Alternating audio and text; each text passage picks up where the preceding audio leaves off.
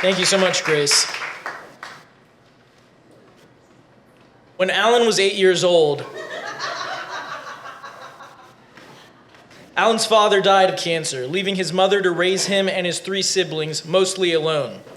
According to biographer Maureen Patton, the family was rehoused by the council and moved to Acton Estate to the West Wormwood Scrubs prison, an actual prison. That is real. Empathizing with Emily's time in jail, he wanted to direct the film adaptation of For Better or For Worse. He would have loved ramen ketchup. On to our next reader. Our story is Freshening Up with Holiday Cheer, written by Claire McLonis and read by Lori King Brown.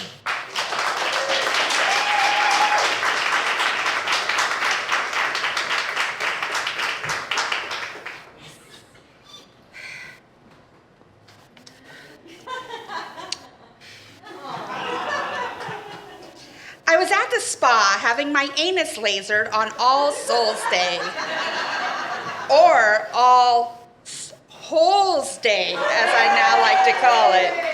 I was seated in the waiting room, awaiting my proctal procedure, as Christmas music jingled through the air at medium volume. Well, I suppose I was in a social mood that afternoon, because I couldn't help but mention something about it to the front desk staff.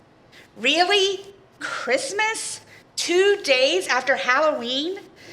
I was actually surprised, but I shouldn't have been.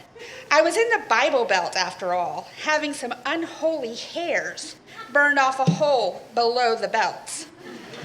Well, we are both December babies, one of the front desk personnel explained as she pointed between herself and her coworker.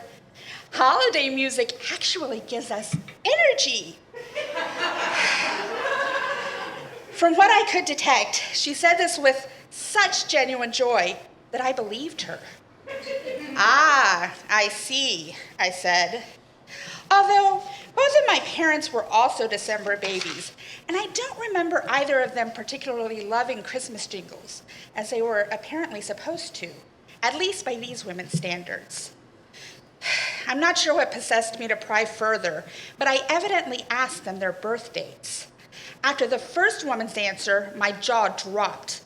After the second woman's reply, I was simply flabbergasted. I had to make them privy to the new information, which had just come to light. That is actually wild. My dad's birthday was December 7th, like you, and my mom's birthday is the 17th, like you. And I pointed between the two of them. What serendipity! By the looks on their faces, they too were thunderstruck. It was then that the laser technician entered to escort me back to the room for my holy, unholy procedure. When I reemerged from the cave of glory to pay for my abuse, Andy Williams was in the middle of the lyrics, "He'll be coming down the chimney down." After you've had a procedure such as the one I've just had, everything reminds you of what you have just done. Not just the front desk women who can see on their work computer screens exactly what you are paying for.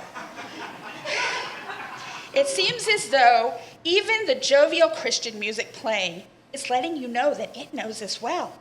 Jolly and full of cheer, the front desk lady, who was the birthday twin of my mother, rung me up as my butthole burned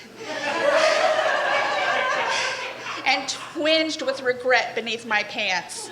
She then waved a little coupon in the air and said, "Here's a 25 discount for you." And as Hark the Herald, whoever he is, started up, she looked into my eyes and announced to the room, "You have a good spirit." My father's birthday twin laughed at her comment as I bit my tongue to refrain from muttering, "And also with you." I wasn't sure if I'd ever had anyone say this about me before, let alone someone at least 10 years my junior. "Hey, thanks," is all I could manage in reply. Perhaps I had made it through the gauntlet. Perhaps my sins had been made pure by the fiery beams of sci-fi weaponry. I contemplated purgatory on the drive home. Although I'm not sure about the existence of souls, I thought about my dad, whose name was Andy, and his twisted, sarcastic sense of humor and love for pointing out irony in my life.